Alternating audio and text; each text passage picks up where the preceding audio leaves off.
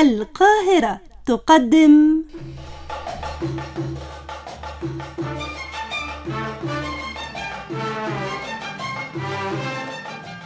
قول يا ألم.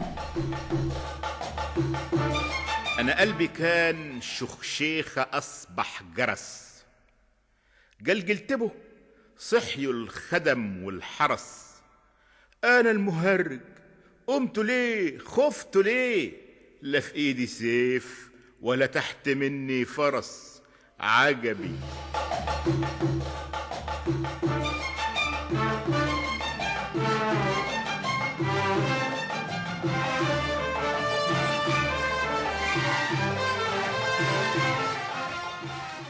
أصدقائي الأعزاء، السلام عليكم ورحمة الله وبركاته، وأهلا بيكم معانا وحلقة جديدة من قول يا ألم. أصدقائي الأعزاء، النهاردة شاعرنا الكبير أحمد إبراهيم أهدلنا قصيدة ابن النيل.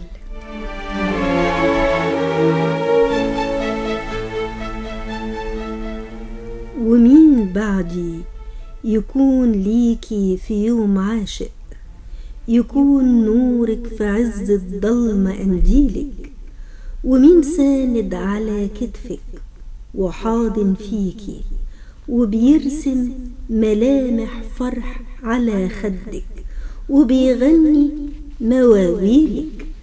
أنا السايح في بحر هواكي ليا سنين، ورادع منك السكر ملامحي القمح من لونك.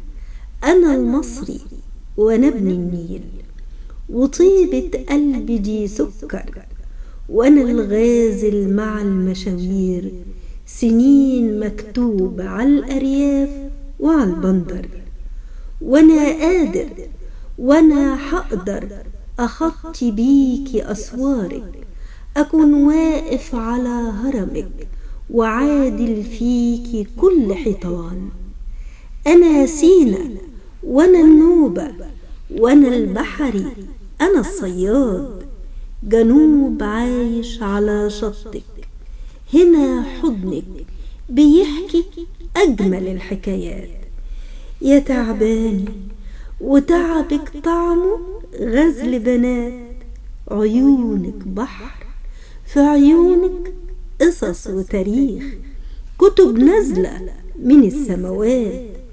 يا طور سينا وأرض يوسف المظلوم من الإخوات، هنا موسى هنا أيوب، هنا نور الإله ظاهر، هنا أحفاد رسول الله أهل البيت. هنا مصر اللي عاش خيرها لكل مكان، هنا التاريخ بيكتبها وكم آية في القرآن. هنا مصر اللي عاش نيلها بيروي الوادي بالسكر. وانا المصري وانا الحكايات، تتار ومغول ومكسورة ومذلولة على الطرقات.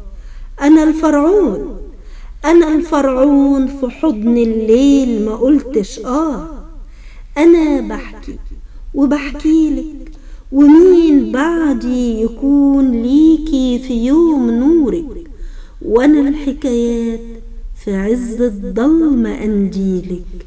حبيبتي يا مصر.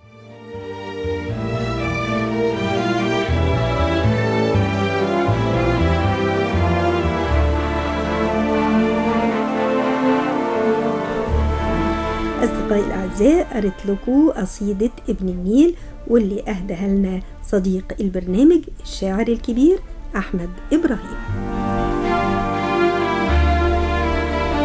بشكركم وبشكر محمود الشناوي من الهندسة الإذاعية، ودايما معاكم في قول يا ألم إيمان عبدي.